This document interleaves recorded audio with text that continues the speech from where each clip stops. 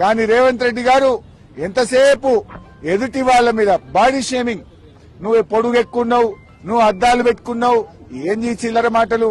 నువ్వు ముఖ్యమంత్రివా ఏమన్నా street రౌడీవా? Street రౌడీలు కూడా నీకంటే మంచిగా మాట్లాడతారు. నువ్వు కేసీఆర్ గారి మీద పదే పదే చావు భాష కోరుకుంటావా? తెలంగాణ తెచ్చిన నాయకుడు, ప్రధాన ప్రతిపక్ష నాయకుడు, 10 ఏళ్లు ముఖ్యమంత్రిగా చేసిన కేసీఆర్ గారిని పట్టుకొని అడ్డగోలు మాటలు మాట్లాడతావు. నువ్వు ఒక తెలంగాణ ద్రోహివి, నువ్వు ఒక నీళ్ల ద్రోహివి.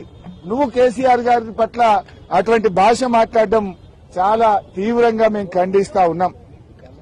రాహుల్ గాంధీ గారు పొద్దున్న లేస్తే రాజ్యాంగం చేతిలో పట్టుకొని తిరుగుతాడు. ఇక్కడేమో అసెంబ్లీలో రాజ్యాంగం ఖూనీ అయితా ఉంది.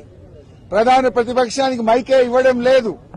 అందువల్ల మేమందరం కూడా ఇక ఈ శాసనసభలో కూర్చున్నా వేస్ట్, మైక్ ఇవ్వకుండా ముఖ్యమంత్రిని తిట్టద్దంటాడు.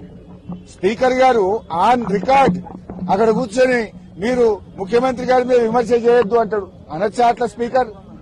ముఖ్యమంత్రి గారి మీద మీరు మాట్లాడితే మీ మైక్ కట్ చేస్తా అంటాడు. మరి మేము ఉండేందుకు అసెంబ్లీలో? స్పీకర్ గారి పక్షపాత వైఖరికి నిరసనగా ఈ శాసనసభ ఈ సెషన్ ను బీఆర్ఎస్ పార్టీ బహిష్కరించాలని నిర్ణయం తీసుకున్నది.